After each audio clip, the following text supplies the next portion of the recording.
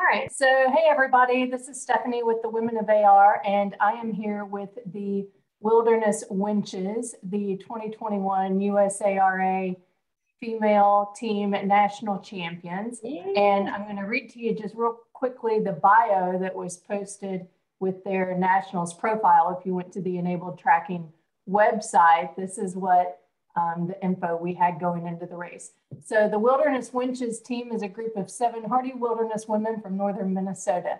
They regularly adventure together, whether it's paddling across the Boundary Waters canoe area, long days of single track mountain biking, alpine climbing out west, or climbing in a local crag, or wilderness trail runs. Adventure racing was a natural fit for this close group of friends. The Nationals team is made up of Lisa, Bria, and Karina. Lisa is an orthopedic PA with a background in whitewater paddling.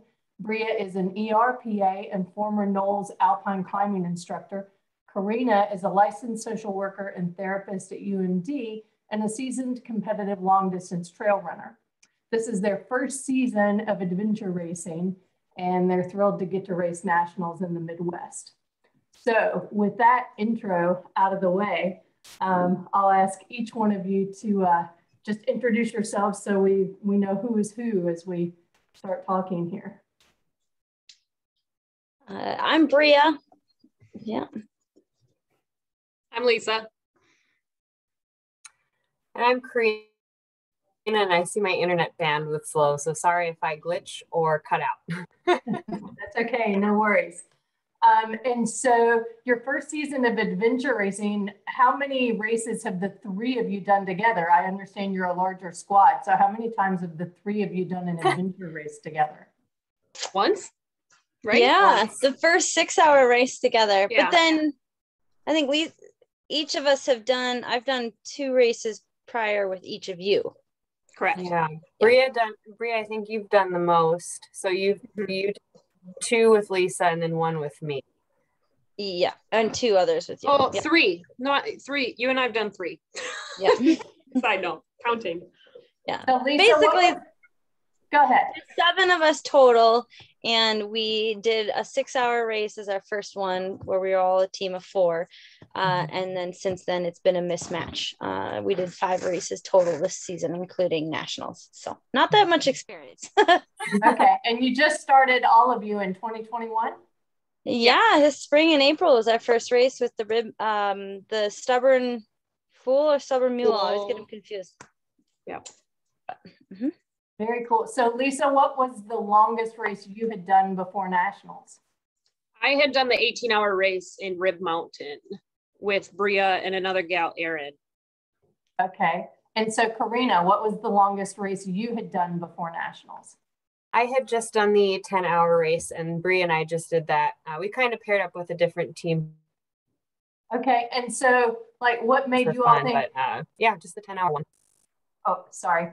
So, like, Bria, what made you think, oh, yeah, sure, we can go do a 30-hour adventure race overnight. This is no problem for us. Well, I think all of us, well, the 3 of us and everyone else in our crew, like we all have a lot of wilderness experience. Like Lisa and I have canoed across the Boundary Waters together. Karina and I have done some pretty significant alpine climbing out west. And so I think being in the wilderness in long days is not abnormal for us. We've never done it in a racing setting, but I think, yeah, maybe we were a little nervous, but I think I don't know, I'll speak for all of us. I feel like we're pretty hardy and confident that we could do it. It wasn't really a question that we weren't going to be able to tolerate 30 hours. And we knew, I think we have enough collective experience, like actually extensive wilderness experience, that we knew what we were getting into. So yeah, it was a good fit. Very cool. And so Lisa, how would you describe your different roles on the team? Like, who's your navigator? Do you have a mule? How did that all break down? Yeah, so Bria, I think, is our main navigator. And then I'll be the rebound on navigation, you know, kind of a second set of eyes every once in a while. And then we're kind of trying to figure out how roles play. I feel like too, like that's a portion of this figuring everything out. I feel like I'm a strong paddler, and so I'm able to, and biker, and so I'm able to push on that section, but hiking and trail running, I'm like slugging behind. So don't ask me to second navigate on trail running. I'm dying anyways. Like my brain's not working. Like then Karina's able to jump in and be that second set of eyes when it's pushing my boundaries in other ways. So did you all do any towing at all during the race? Is that something you've experimented with yet? Towing? I don't think we need to. I honestly, I mean, I feel like Lisa was saying, I think we're all like actually very strong in every discipline. We're each just like a little stronger in one than the other, but we're still actually, we're still really strong athletes. And so I don't know. I know it's an appropriate thing to do for certain teams and certain people. And I think there's been times where one of us was feeling sick in a race or just feeling like not on top of our own game that day. But and then it's dealing with gear. Like one race, Lisa was on a mountain bike and the rest of us were on cyclocross bikes, and we were a lot faster on the gravel, and we thought about it. But I think when we're all on top of our game, we've never really felt like there was a need for that. So yeah, very cool. And so you're pretty evenly matched. How did that play out? Was that true in nationals? Did you find, because like the single track was super technical at nationals, but so did that sort of widen that gap between you, or you all felt like you were still pretty much staying together? Karina, do you want to speak on that one? Yeah, I can speak to that one. I definitely think I was the weak link there. I think I was able to keep up enough, but I definitely was hurting quite a bit at the end. So they did do some modifications for me right at the end, which really helped out. Okay, what was that? Just like taking some gear, or? We ended up doing some more gravel riding, I think, at that point, and switching to some of the ski trails over the technical stuff. I think we're all getting to be a little bit toast at that point, but I was having some pretty bad back pain from my bike, and honestly, maybe a couple of the falls I took. But I think overall, from what I gathered later on, is I maybe wasn't slowing them down too much, but definitely that was more of a struggle for me. I'm not as technical. Yeah, no, but that's a really good point. There were definitely opportunities. Means, so. Oh, it cut again. Sorry, I keep unintentionally interrupting you. No, that's a really good point though. This was a race where you could avoid some of the technical biking with a little bit different gravel routes or ski routes or things like that. So that's very cool that you all were able to adapt that way. I think in fairness though, Karina, we still passed 7 teams on the most technical portion. So that means we passed over 10% of the teams out there.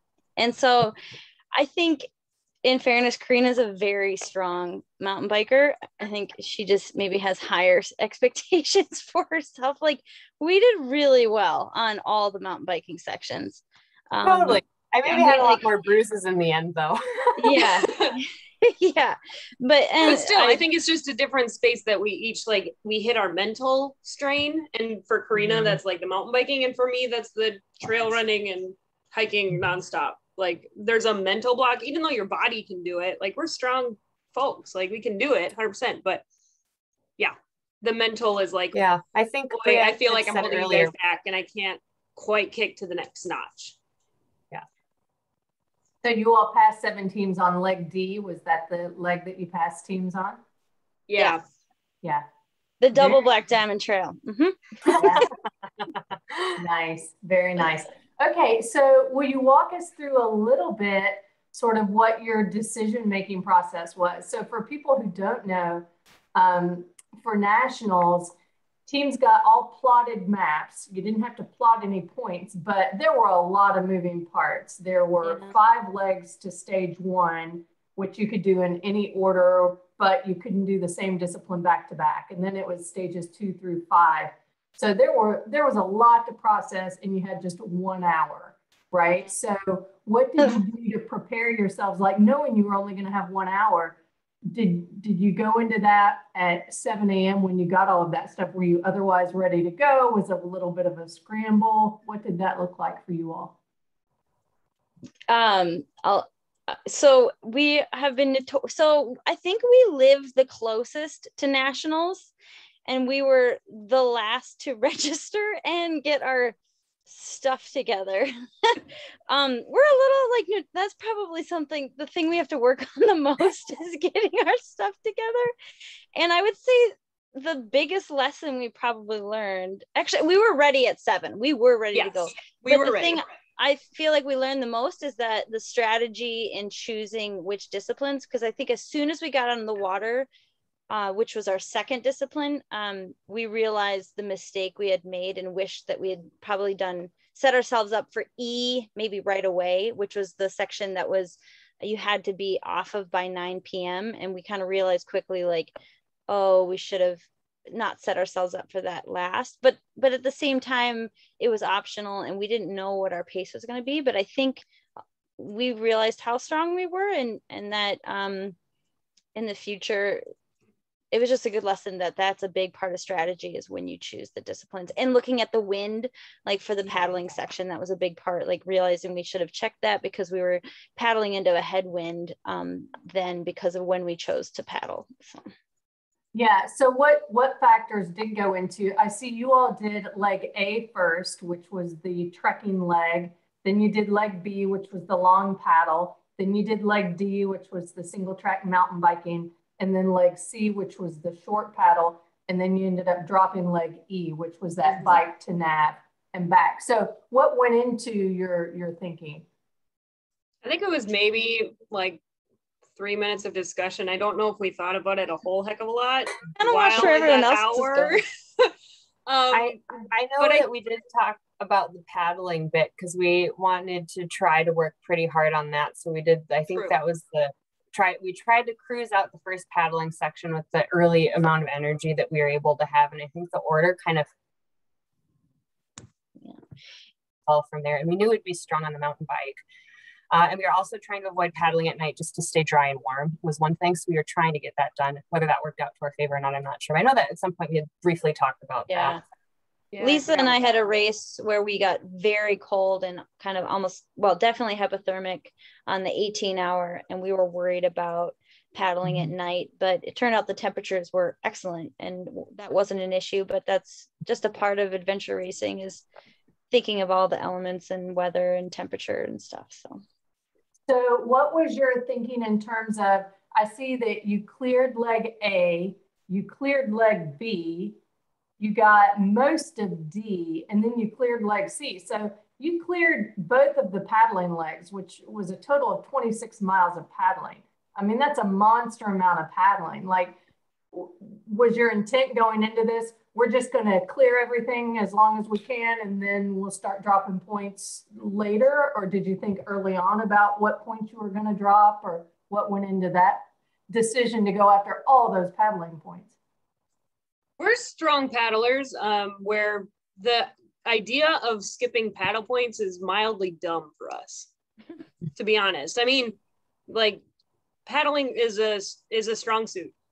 I think every single one of us, though, at the end of 26 miles, were needing a couple of singing tunes to get ourselves to still paddle. Like, we were hurting. We were feeling it. I don't think we needed another couple miles. We would have died. But, 26 we could do.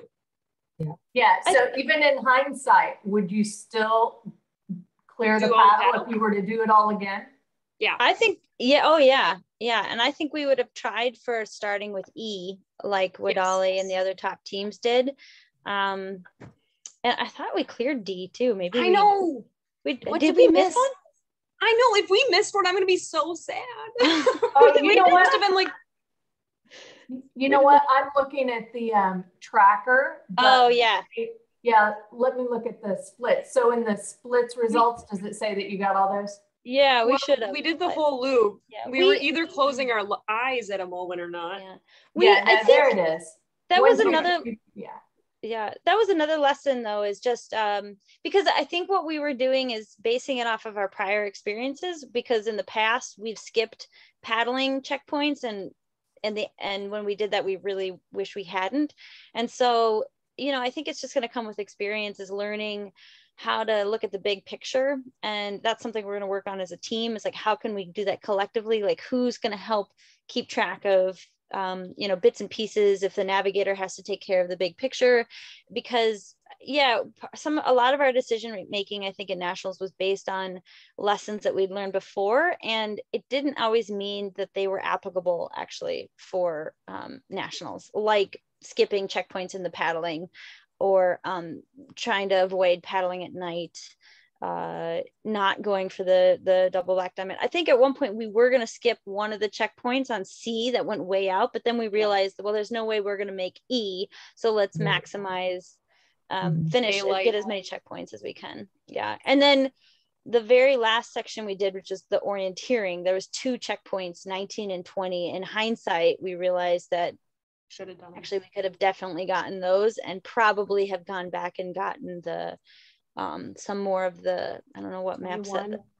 Was that the bike, the 21? Yeah, like 21, 22, and 23 at the very end. But it's all, we didn't know what our cap was going to be. We were also collectively like tired at the end, and we kind of made a group decision that we felt pretty good about where we were at, and we were ready to go in. But yeah, I don't know.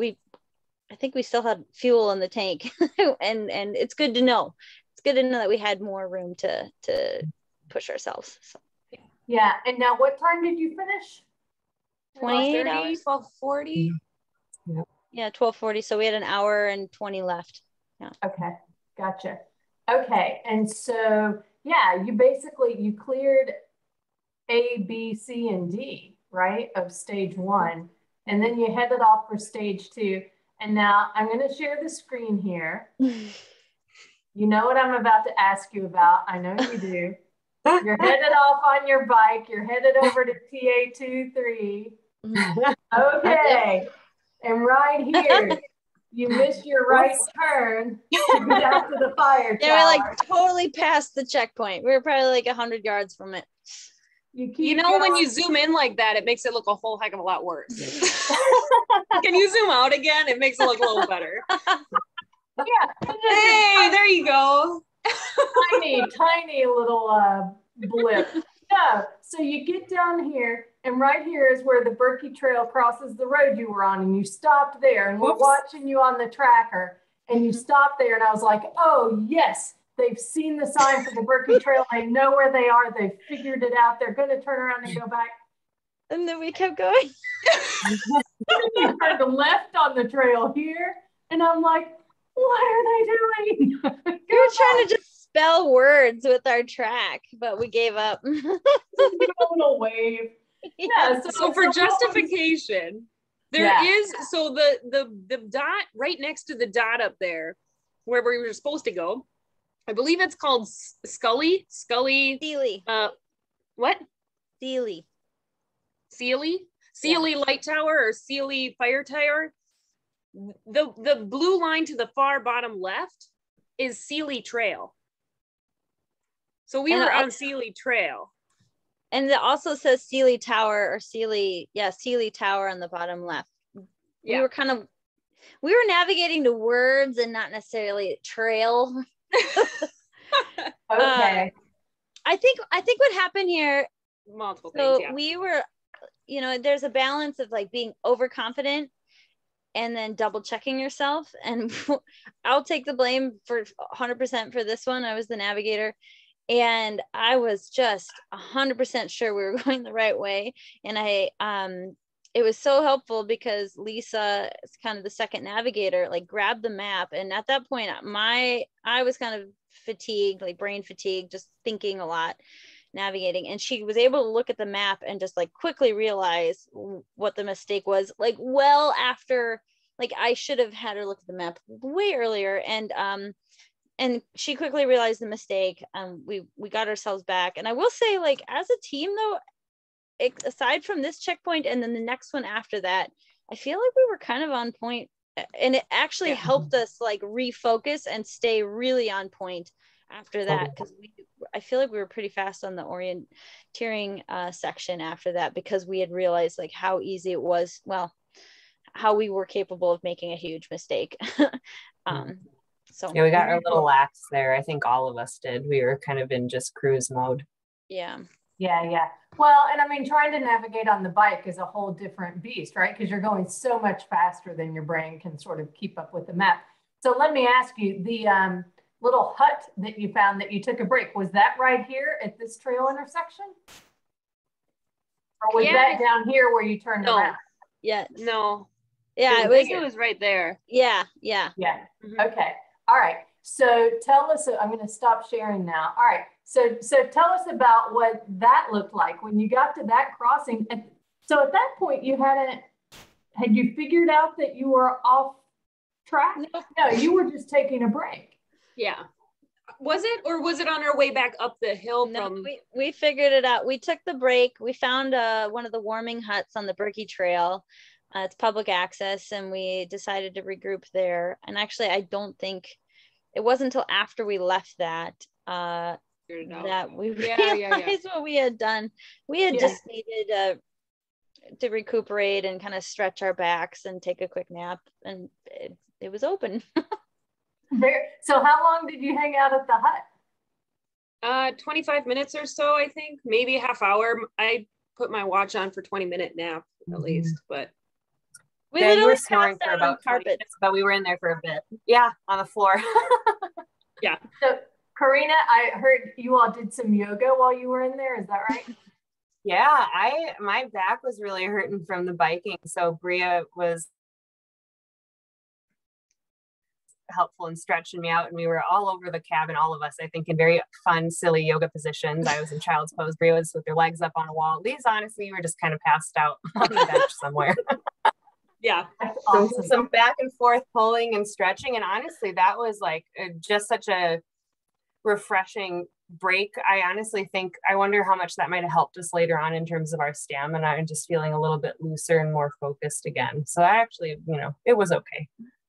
Yeah, very cool. And I mean, 25 minutes in a 30-hour race, if that's what keeps you going. Exactly. Right? Who cares? Yeah. So going into the race, had you all planned on sleeping? Did you think you would need to nap, or what were you thinking about that? We decided to play it by ear. And as long as we were communicating with one another what our needs were, that's all we asked of each other as well, And Karina vocalized, "Hey, my back is hurting. I this is a lot." And so Bria and I figured out a way to say, okay, let's solve this. And a hut came into sight real quick after that. And I was like, yes, that sounds great. Beautiful. And now, I'm looking at your route on the orienteering leg that came after that. And it just looks really solid. So had you all orienteered on an actual orienteering map before? No. Mm-hmm. So how did you learn to navigate, Bria? Where did that come from? So I've been a wilderness guide and a NOLS instructor for a long time. So I teach navigation, mostly in the Alpine. And then we all travel a lot in the Boundary Waters, and I live in Ely, which the lake I live on is in the Boundary Waters. And so very comfortable with navigating kind of the lake, map system. So I teach a modified version of orienteering on a NOLS course, but this is still a new world with like using a wrist compass and the orienteering maps and some of the language that's behind it. I think we might not actually know all the terms yet. I could be really a tutorial on some of this stuff. But I mean, a lot of it though, too, I think we kind of fell into a natural rhythm with it, like in how we scout and take a bearing and someone's running ahead and keeping the point, keeping the bearing. Like I don't know, in a way it was very natural for all three of us to just have, we've done it so much in other aspects that it's not the hardest part of starting adventure racing for us. I think it was one of the easier parts of this. I think sorting out our technique and logistics and strategy is what we're working on the most right now. And just how I think we're also pretty good at sustaining our bodies through this, like, and figuring out the nutrition and hydration. Like we also have that down. So I think it's just fine tuning strategy. That first hour, how to process that first hour that you're handed the maps. That's I think where we could hugely grow. Mm-hmm. Yeah, very cool. And that'll come with time. You know, a big challenge for a lot of the teams, and I know certainly the other, well, I know that, let me think. So the other female teams you were up against, Chick Points and Fragile Flowers and Third Coast, I know are all further east. Adventure Girls are from this area.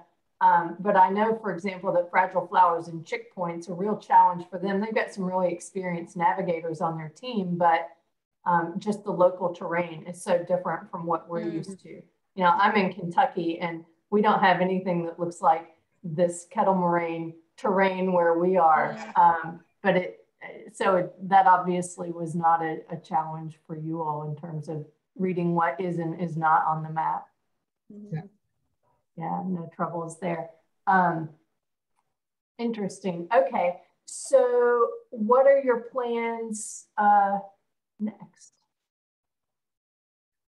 I think we want to do quite a few more. I think we have a lot of enthusiasm. It went really well. We're really excited about how we felt and how it turned out. And I think we're excited to fine tune things and see how much further we can push it and be really competitive with a lot of the co-ed teams as well. I think we have a lot of room to grow and just keep going. Yeah. Yeah, very cool. And so I assume, are you all going to have your whole squad racing next year and really sort of vying for a spot in the rankings? I think that'd be great to have multiple teams race for Wilderness Wenches. And you know, we have a number of really talented and experienced other women in Minnesota, Kendra Stritch and Emily Korsich. And we kind of talked about maybe setting up our own race in the Duluth area, or at least, I don't know, we could take this as far as we want. I guess there's a growing interest of other women in the area. I love the idea of staying as a women's only team, but also pushing to be a competitive against all the teams. And I think we can get there. And that's, it's a fun goal and we'll see. Yeah. Yeah, very cool. So will you all travel to California? Does that seem at all daunting to you? Or are you like, yeah, I'd love to go to California and race? That'd be great. I'm thinking about tomorrow at this point. So. Yeah, let's look at a little ways ahead, but yeah.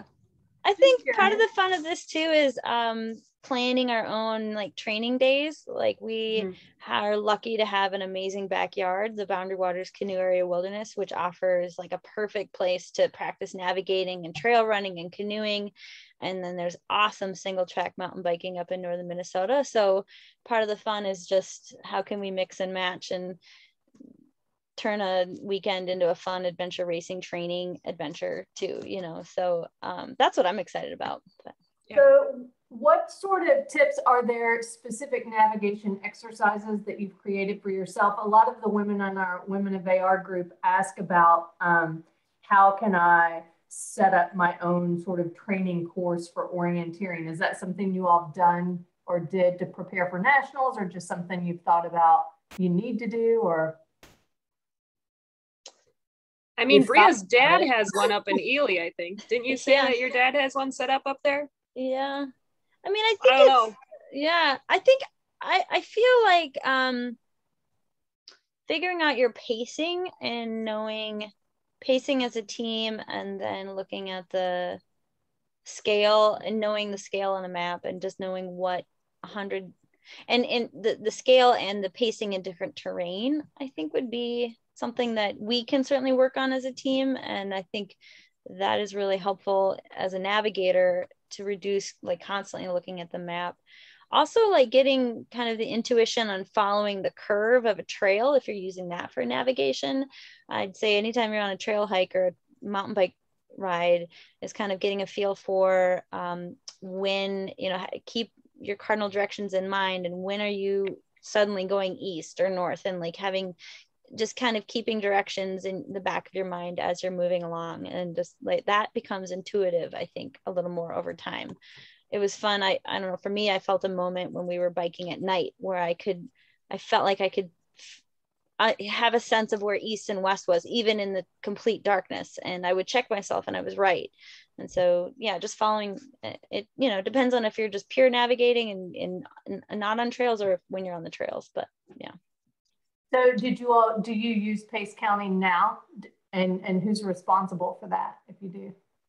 Or how do you track your distance? We're working on it. We use points on the map to, Lisa, you're stuck. We use points on the map. Oh, she's back. Yeah, I think we just do it. I find like a distance on a map that I want to pace, and then I'll see that I'll use that. Like, okay, it took us 5 minutes to walk this distance on the map, and then the point we're looking for is twice that distance. So I'll double the time, and that actually seemed to work okay. I don't know if that's a normal technique, but it did work for us. So yeah, that's a technique that we definitely teach in orienteering. As I think the phrase that we use for that is like proportionate or proportional. Okay. Yeah, which is great because it's going to be very specific to the terrain that you're on, and it can be super reliable. Yeah. Okay. Very cool. So is that a technique that you've employed before, that you typically would use for measuring your distance? We used that before. You always do that? Yeah, in other races. Yeah. Very cool. Okay. Interesting. Let me see what other questions I had. The only other, just thinking advice, I think something that we also bring as a team is like, we've all camped together. We've all been in the woods together. And I think that having that experience has been helpful, like, because this really is, you know, typically they're wilderness-based races, and just having that backcountry experience. So I think for other teams, I don't know, go on a canoe trip together and maybe practice navigating a little bit, but just go camp in the woods with, you know, actual backcountry camping, I think can bring a lot of that mental toughness and just like how to care for each other and how to be a team. Yeah, I think it's super helpful. That's some great advice. Team dynamics is definitely a big part of adventure racing. So what do you think about if you're in California next year? Certainly if you're in the mountains like the Sierra Nevadas, that's going to look a little different from the terrain you've got now. How do you see yourself training up for mountains as opposed to kettle moraine? Well, I think we all have a pretty good amount of experience in the mountains. Like Bria had already mentioned, her bread and butter historically through Knowles is navigating and guiding people through mountains. I've had mountain experience. I believe Lisa has as well. So I think it'll be different. It won't be our home turf, but it'll be stuff that we're familiar and excited to do for sure. And fitness wise, you feel like you'll be able to tackle mountains? I mean, you're obviously all three very fit, but yeah, biking up mountains is a little different than technical single track. Yeah. We'll have to plan for it, but what I think all of us have done trips out there where it's exertional trips where we have figured out ways to make it work, going from our elevation to higher elevation and knowing our limits within that. Yeah, very cool. All right. Well, any other advice for women who are thinking about getting into adventure racing or thinking about doing nationals? Just do it. Yeah. Just if you're thinking about it, do it. I mean, that's what we like talk about. Yeah, sure. Why don't we do this like race thing, like 6 hours? Yeah, no big deal. And then a couple months later, here we are. Yeah. So national champion. It was definitely not my summer plan at the beginning of the summer, but things have shifted and here we are. Yeah, actually, I'm glad you bring that up. So in terms of time commitment to get ready for nationals, like what was a typical, how many hours a week were you training sort of during your peak training over the summer and fall? You can be honest now, you've won. So there are no, you don't need to make any excuses. I don't think we've seen each other. Yeah, I don't feel like we trained specifically for nationals, but we all do so many of our own endeavors that we were fit enough that we're like, yeah, it'll be fine. We did do a couple practice days like way in May just for learning how to do adventure racing.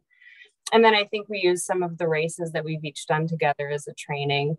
But I think generally we just sort of stay in shape enough to do it, because we have other goals and other sports we do as well. Bria, what about you? Like what's a typical training week for you when you're sort of in the rhythm of training? Like how many hours a week? Because a lot of women are just like, I don't know, should I be training 2 hours a week, 10 hours a week, 20 hours? You know, they just like have no idea what does it take to be able to do nationals.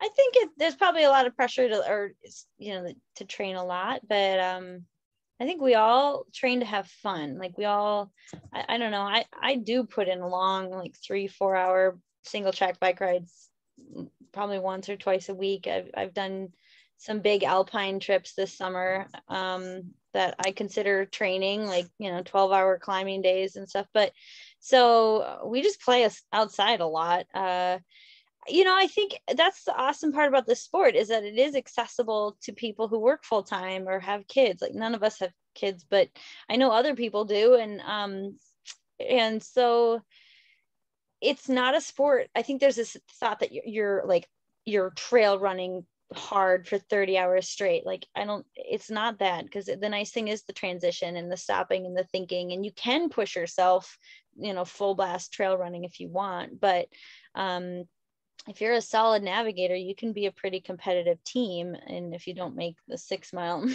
mistake, you can probably be an even more competitive team. But I think we all just felt confident in our just general routine. And I would imagine, if we take this even more seriously, we'll probably work a little more on like single track biking or paddling in sync together in those transitions. But